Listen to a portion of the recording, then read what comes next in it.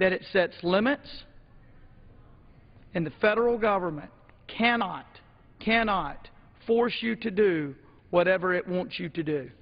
I yield back. Well, I thank the gentleman from Arkansas. At this point in time, I yield to the gentleman from Georgia. I think the gentleman from Arkansas made a wonderful point that maybe we haven't made enough and should have made more, and that's the difference in a recommendation and a decision. We put together many panels of experts many times to make recommendations to Congress, and then Congress can decide to take action on the recommendation or not to take action. This bill flips that on its head in that a panel is going to be convened of unelected people that are actually going to make the decision.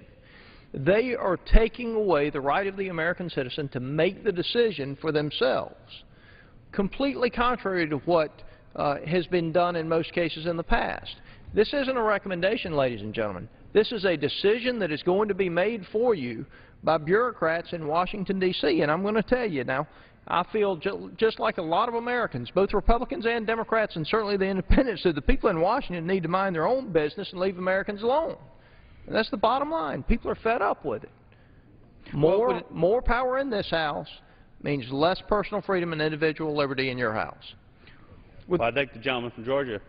Will the gentleman yield? I would absolutely yield. I just wanted to comment on something you said there. It might be a different debate if this federal government operated efficiently and ran everything perfectly, but we don't have a track record to brag on when it comes to managing this sort of thing. What makes folks think that all the answers are in Washington?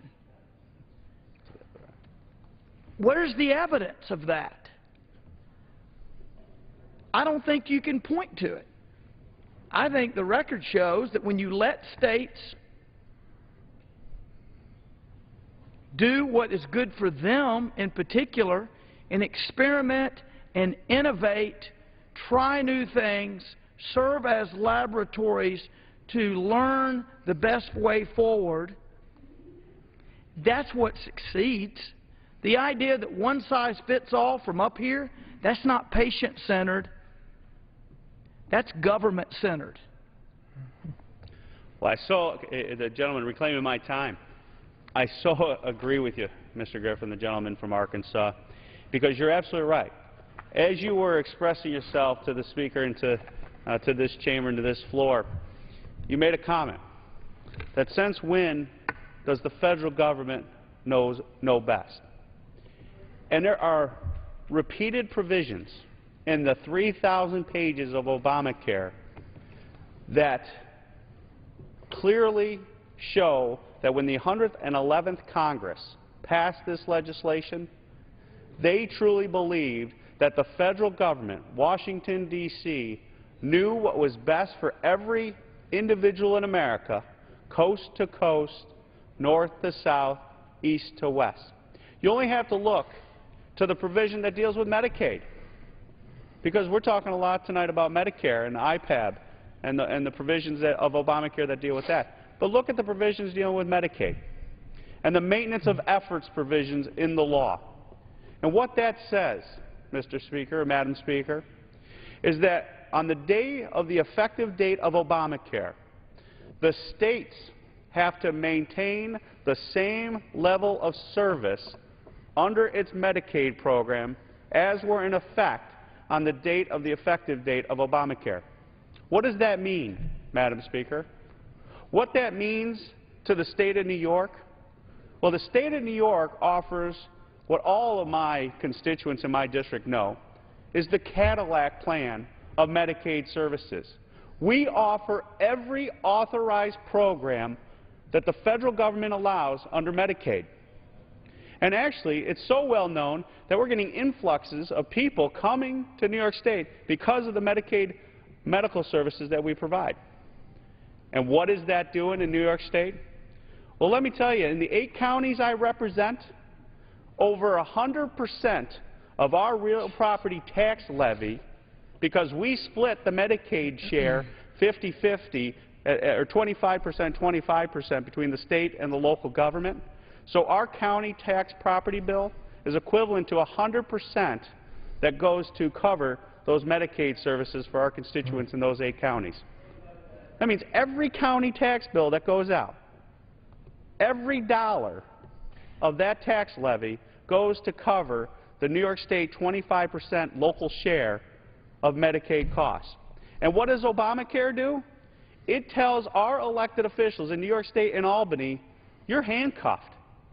You cannot change the level of services under Medicaid. And what does it do into other states, such as Texas, that doesn't authorize all of the authorized program at the federal level for Medicaid services? It forces them to raise up and maintain their level of services under Medicaid. And I've talked with representatives from Texas, and they point to New York State, and they say New York State should be the example for which Texas should not follow.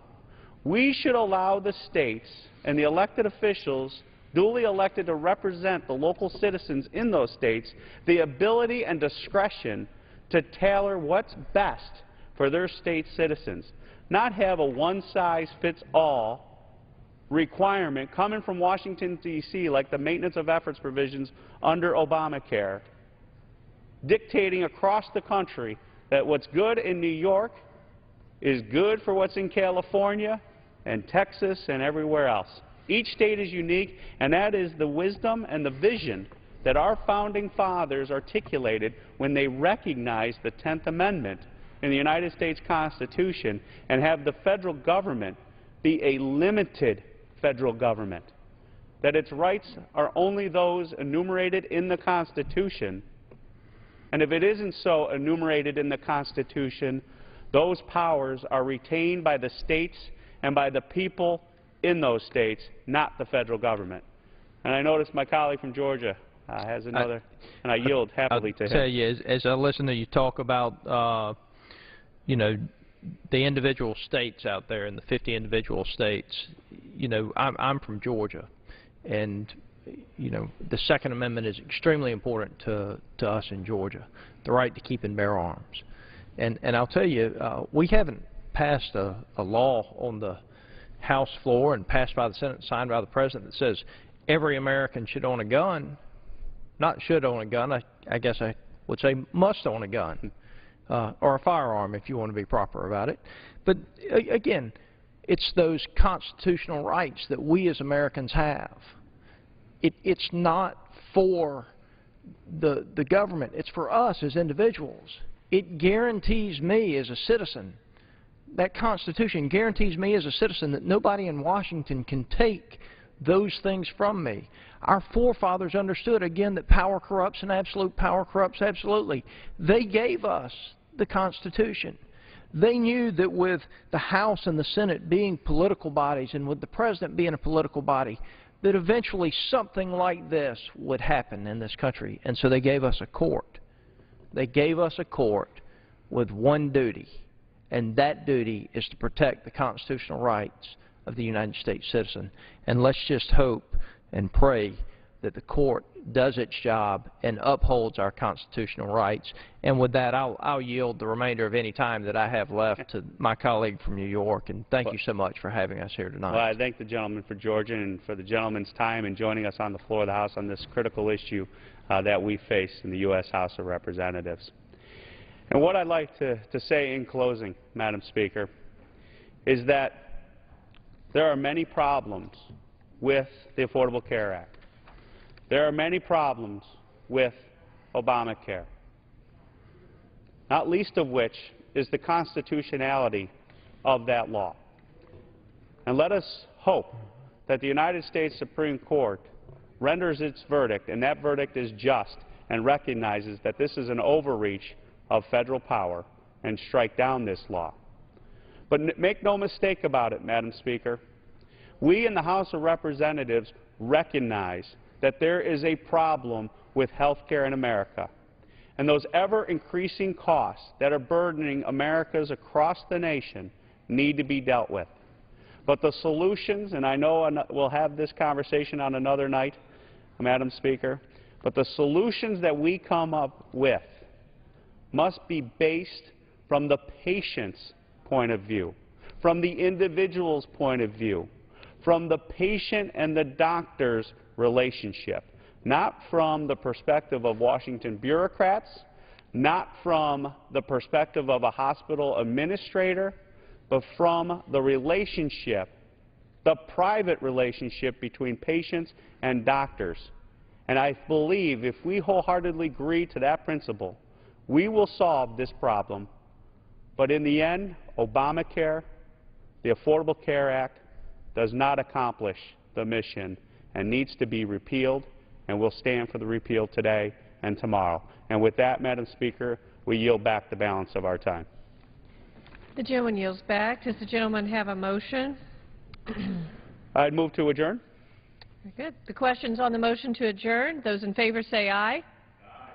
Those opposed, no. The ayes have it. The motion is adopted. Accordingly, the House stands adjourned until 10 a.m. tomorrow for morning hour debate.